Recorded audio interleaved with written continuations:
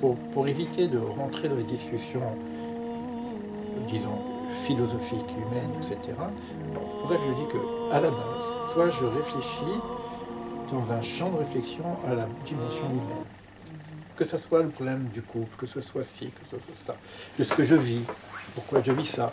Mais quand je mets la dimension transcendantale au-dessus, la question n'est plus la même. Je vous donne un exemple. J'ai eu la chance de faire beaucoup d'études en psychothérapie, de machin, donc je passais un peu par toutes les techniques, et il y a une technique qu'on appelle les constellations familiales. Alors, le juif de service, devant un formateur constellation familiale, le mec il dit celui-là, il a une expérience géopolitique énorme, tu vois.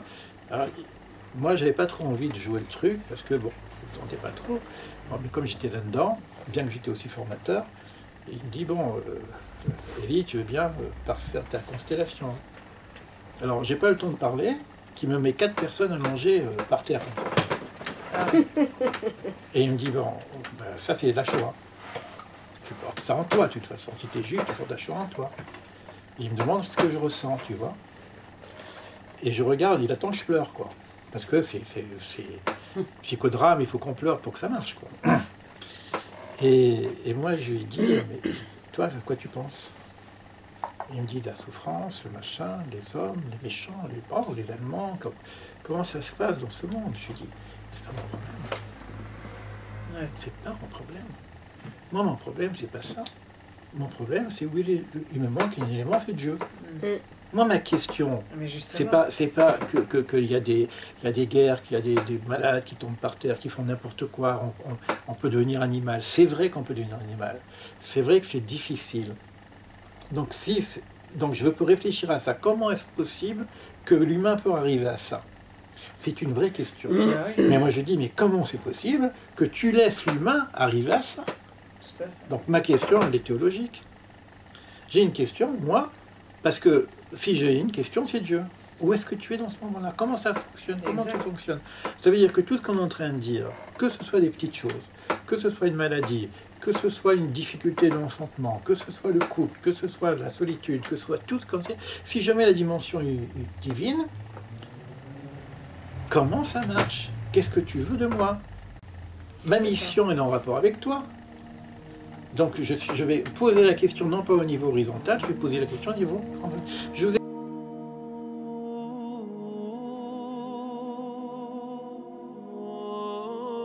ai proposé pour ceux qui font le projet Sens un truc un peu fou.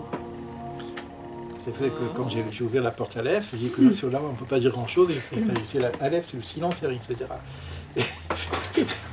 Et là j'ai eu l'inspiration, j'ai dit, bon écoutez, écrivez une lettre à Dieu. C'est impossible. Non, mais si tu l'as faite. Oui, je l'ai faite. Tu l'as faite. Parce qu'il non, tu l'as faite. Elle est très belle, ta lettre. Elle est très belle, ta lettre. Pourtant, quand tu viens de le rajouter. Tu prépares jamais une lettre avant oui. Non, sur la lettre. Je rajoute toujours des choses sur les portes. En fait, moi quand et j'ai proposé de dire écrivez une lettre à Dieu. Pourquoi? Parce que la prière, c'est ça. La prière, c'est quoi? Ça peut être le pourquoi, ça peut être le merci. Ça peut être plein de choses. Hein. Mais ça peut être le questionnement, ça peut être... Bon, mais c'est quand même... donc, dans notre discussion, quand je parle d'Anagat Hashem, de la conduite, je ne dis pas la conduite des hommes, l'Anagat Hashem. Je ne suis pas en train de réfléchir sur la conduite des hommes. Il y a des gens, par exemple les bouddhistes, qui ne parlent pas de Dieu, mais ils parlent quand même d'un ordre. Quand on parle des âmes, de réincarnation, etc., il y a un ordre. Non, mais il y a une part divine dans chaque individu. Oui, ils vont pas utiliser parce que le problème quand tu dis Dieu, c'est aujourd'hui, on ne sait plus ce qu'on dit, parce qu'aujourd'hui, on regarde ce qu'on fait avec Dieu. On coupe la tête de quelqu'un, mais l'Inquisition, c'est pour le bon Dieu, ça, c'est ce qu'on vit aujourd'hui, c'est pour le bon Dieu. Bon. Alors, on n'ose plus dire ce mot. Ouais. C'est-à-dire que c'est vrai que quand on nous dit que Dieu est mort, c'est vrai qu'on l'a tué, quelque part.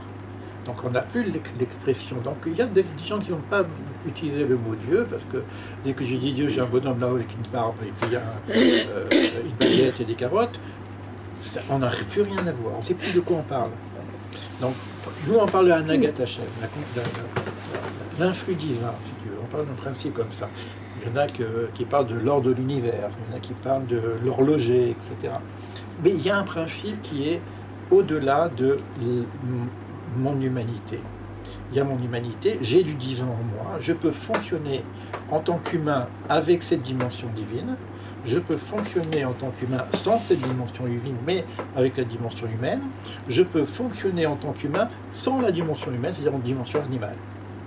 C'est-à-dire l'influx qui me traverse peut m'amener à un certain niveau de transcendance, peut m'amener à un certain niveau d'intelligence humaine, mais peut aussi, parce que je suis coupé, ça ne marche pas, ça ne dépasse pas jusqu'en bas, je suis coupé, et je vis. Alors, c'est ça la question.